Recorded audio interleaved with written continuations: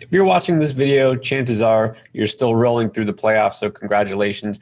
There are still some players that could help you on the waiver wire, especially at the wide receiver position. So I'm going to give you, as always, my top 5 picks for week 15 of the fantasy season. Let's start with number 5. Keelan Cole is back in circulation as a fantasy asset because Gardner Minshew is back at quarterback for Jacksonville. Now, everybody agrees this is a good move for the fantasy value of the entire offense. Minshew, of course, was out for several weeks because he had a thumb injury. And then they, I guess, wanted to see what they had with Jake Luton, which the answer was not much. Mike Glennon did a fine job for a couple of weeks, but Minshew back, and you saw the whole offense, especially the passing game, was reinvigorated. Of course, it's not helping Jacksonville win any, but we don't really care about that in fantasy. What we do notice is as soon as the quarterback switch was made, with Mike Glennon at quarterback for those 2 games, Colin Johnson, the rookie, kind of came out of nowhere and became a hot ad. Well, he was a non-factor. Keelan Cole now is the guy who was targeted the most, 12 targets, in fact, just in week 14. And he did benefit when Minshew was a quarterback early in the season, not putting up monster games per se, except for that one particular game against Detroit. But he does have twice as much production in terms of receiving and yardage with Minshew at quarterback. He had 6 catches for 67 yards and a touchdown. So you can tell that he's going to be on the radar. This is not a bad pickup. The only thing that holds him back from being higher on the list is the fact that not a great matchup against Baltimore in week 15. But as always, this is a team that's going to have to pass because they'll probably be coming from behind. So there's always a chance he gets some points in the second half. For number 4, I'm going to go with Russell Gage. Now, Russell Gage jumped on the scene early this year. In week 1, had a monster game, over 100 yards. But this was his best game since then. He kind of quieted down. He's been, scoring a touchdown, having a decent game here and there. But finally, he had, well, not a 100-yard game, but 82 yards. That is his best output since week 1. And no coincidence, it came with Julio Jones sideline. Now, here's the question. Julio Jones has now missed 4 different games here and there because of this hamstring injury. It's lingering. There is talk that he might get shut down for the season. This doesn't come from the Falcons themselves. It's not official at all, but there's speculation. I mean, obviously the season is lost for them. Why would they risk their star player?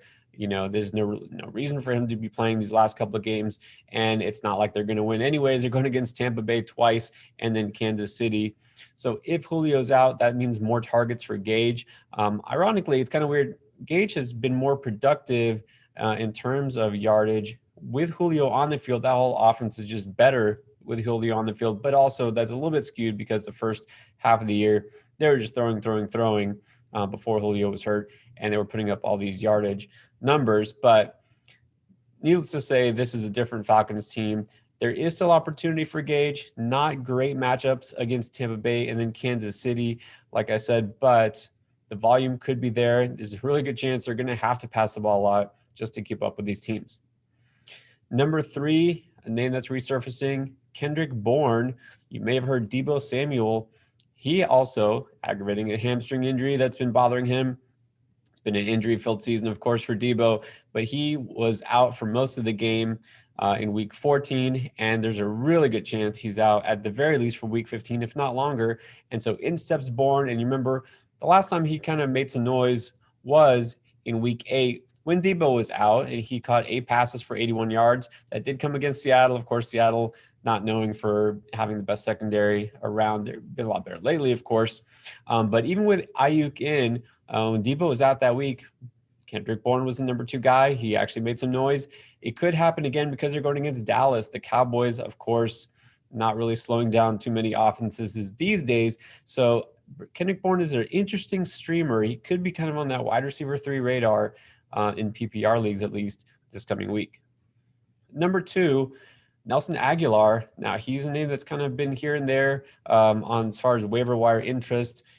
He had his ups and downs. He's been kind of a boom-bust player. He'll have these big games, and then he'll disappear. Hard to depend on him, but you know what? That's kind of changed lately. He had his second 100-yard game in week 14, and he also scored a touchdown. That's his 7th touchdown of the year. So that alone, the fact that he's getting those scores makes him interesting in all formats. But also the last 4 games, he's averaging almost 9 targets per game. He's getting the volume. He's getting a lot of interest. Henry Ruggs has, kind of made an appearance and then he disappeared. He's not somebody who's a consistent part of this offense. Agholor seems to be the leading receiver, of course, behind tight end Darren Waller, but Agholor has the big play ability. He is someone who's getting targeted regularly, and going against the Chargers, their secondary doesn't put up much resistance either. So Agholor is a really interesting name for this particular week, not just because he's coming off a big game, but because he's kind of becoming more consistent, which is something we never thought we'd say about Nelson Agholor. But my number one wide receiver for this week is a guy, I can't believe that we still have to talk about him, but he's apparently still available in half of Yahoo leagues. Keke Coutee, why hasn't he been picked up everywhere? Now, I know he didn't really have a huge game this past week, 3 catches, 24 yards. That's actually pretty disappointing, but he did score a touchdown. This game, you kind of have to throw it out the window. He had a monster week the week before.